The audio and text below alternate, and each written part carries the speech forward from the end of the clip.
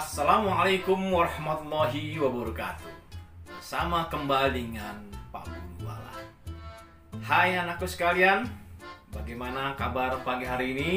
Mudah-mudahan sehat selalu ya. Baiklah anakku sekalian, sebelum kita belajar, jangan lupa berdoa dan selalu menggunakan protokol kesehatan, baik di rumah maupun di luar rumah. Hari ini Pak Guru akan memberikan materi tema 2, subtema 2 pembelajaran 3. Pada materi ini kita akan belajar menemukan isi teks dengan menggunakan diagram peta pikiran. Yang kedua, kita akan mengenal usaha-usaha perorangan dan usaha-usaha kelompok. Yang ketiga, mengetahui hak, kewajiban, dan tanggung jawab sebagai anggota masyarakat dan pelajar. Jelasnya silakan simak video berikut ini. Baiklah, kita mulai saja belajar tema 2, subtema 2 pembelajaran 3. Kita awali dengan muatan pelajaran Bahasa Indonesia KD 32 dan KD 42. Kita bahas menyajikan informasi teks dapat ditemukan dalam peta pikiran.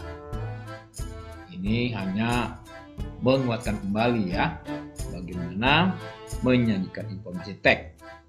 Sebelumnya kita sudah tahu juga dengan menggunakan daftar pertanyaan. Kemudian juga sebelumnya kita juga sudah tahu ya dengan menggunakan peta pikiran ditambah dengan daftar pertanyaan. Nah, kali ini dibahas kembali agar anak-anakku sekalian ingat kembali. Membaca dengan seksama akan semakin melatih keterampilanmu dalam membaca dan menemukan informasi secara cepat. Informasi yang telah kamu temukan dapat kamu sajikan dalam bentuk peta pikiran. Jadi yang pertama, apabila kita membaca dengan seksama, tentunya ada dua komponen. Yang pertama apa? Akan melatih keterampilanmu dalam membaca. Yang kedua apa? Menemukan informasi secara cepat. Ya, itu keuntungannya membaca dengan seksama, dengan teliti, ya, dengan hati-hati dan fokus. Gitu. Nah, informasi yang telah kamu temukan tadi bisa disajikan dalam bentuk peta pikiran. Artinya mencatat kreatif dengan cara bentuk peta pikiran. Bagaimana? Perhatikan wacana berikut. Hari menanam pohon. Jadi kalian baca dengan seksama judul wacana ini ya. Nanti akan ketemu informasi-informasi yang ada di wacana ini. Nah, agar lebih paham lagi, agar lebih ingat kembali isi dari wacana ini, bisa kita gunakan dengan apa? Dengan menggunakan diagram peta pikiran. Inilah yang namanya peta pikiran, yang mungkin sudah pernah Pak Guru jelaskan sebelumnya ya. Nah, hari ini kita bahas kembali agar kamu ingat. Kita lihat sama-sama. Ini judulnya ya, Hari Menanam Pohon. Ya, ini diagramnya untuk bentuk peta pikiran. Kemudian kita tambahkan ya, atau kita beri daftar pertanyaan-pertanyaan.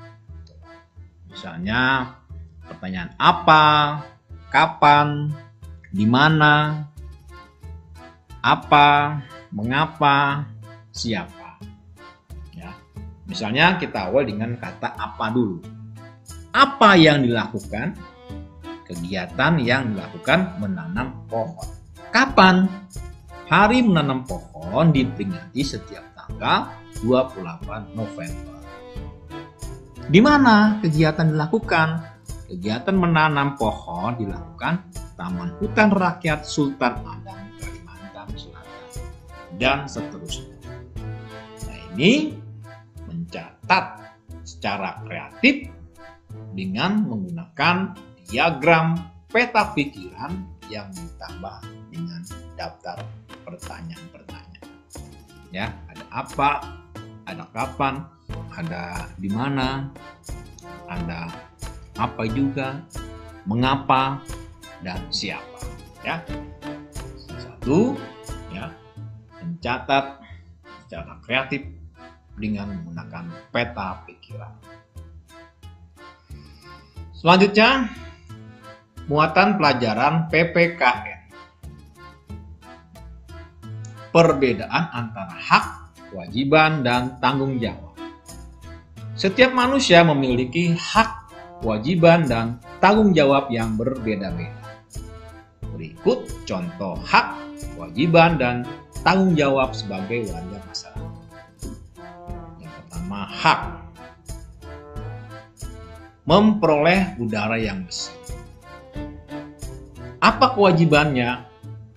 Menjaga kebersihan lingkungan. Bagaimana tanggung jawabnya? Melakukan kerja bakti. Haknya memperoleh udara yang bersih. Kewajibannya bagaimana? Menjaga kebersihan lingkungan, ya. Dan tanggung jawabnya adalah melakukan kerja bakti. Misalnya sebagai siswa di kelas. Haknya apa? Tentunya semua siswa akan ingin mendapatkan nilai yang bagus. Lalu bagaimana kewajibannya?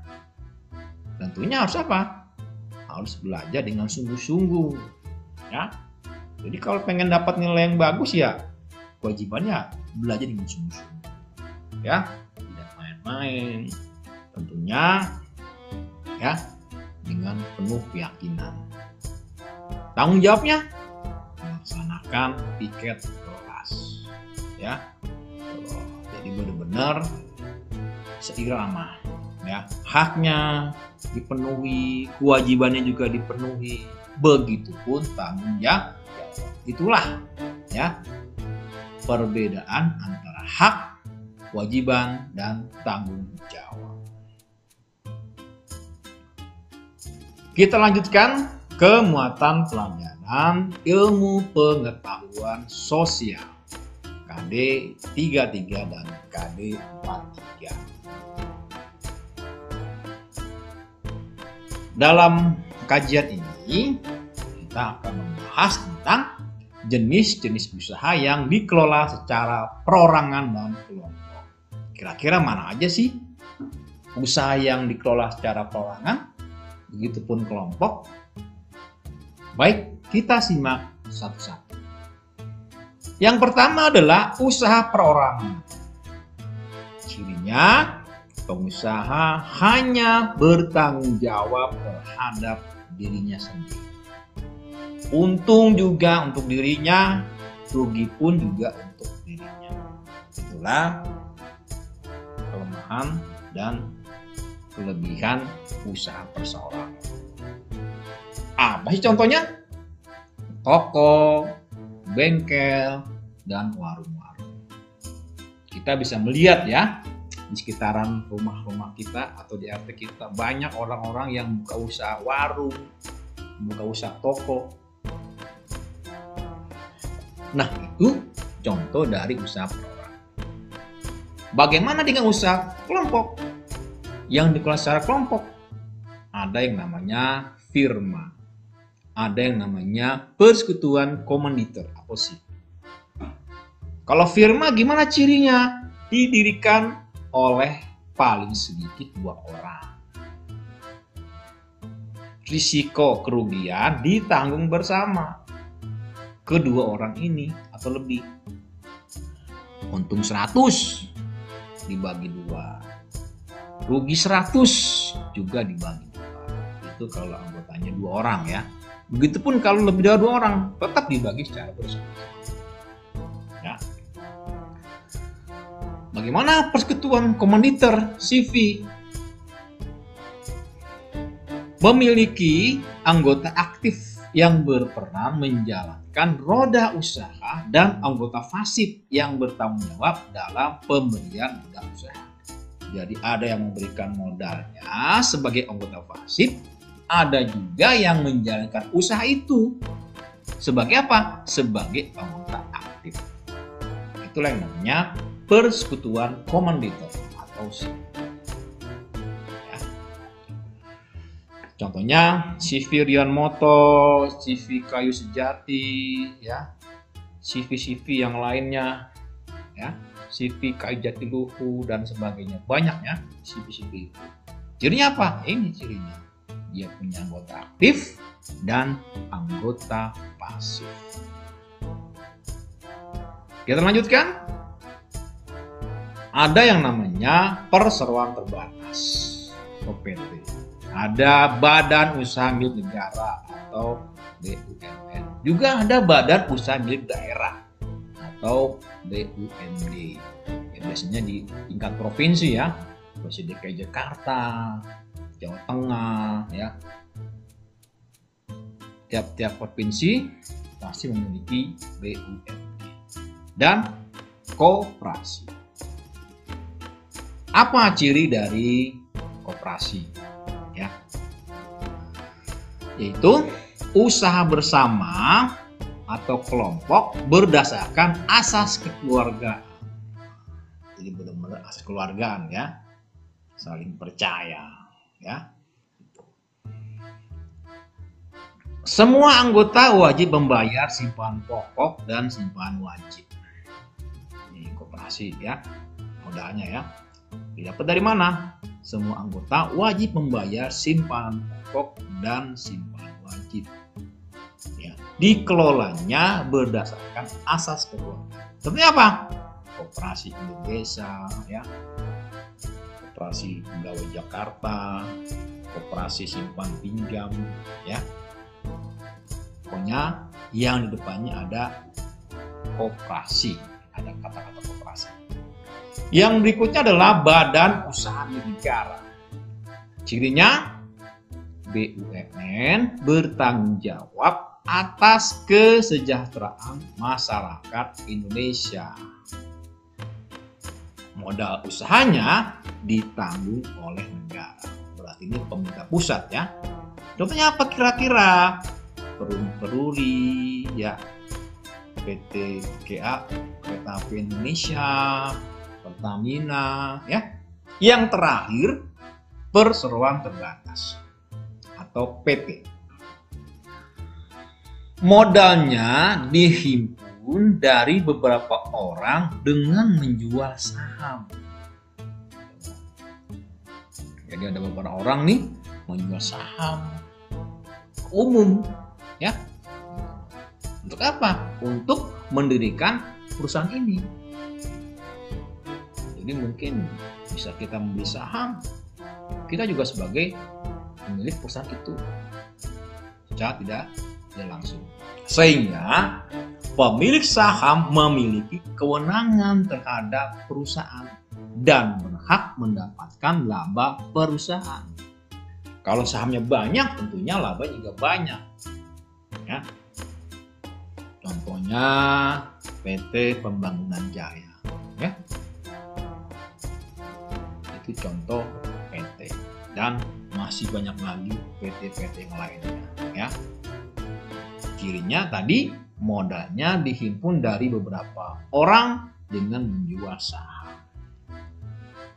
Itulah contoh-contoh usaha yang dikelola oleh kelompok. Begitupun tadi contoh-contoh usaha yang dikelola oleh apa? Oleh perorangan. Ya. Ada toko, ada warung, ya, dan lain-lain. Baiklah, itu saja dari Pak Guru Walan. Dan ini memberikan informasi yang bermanfaat dari Pak Guru Walan. Cukup sekian. Assalamualaikum warahmatullahi wabarakatuh. Semangat pagi.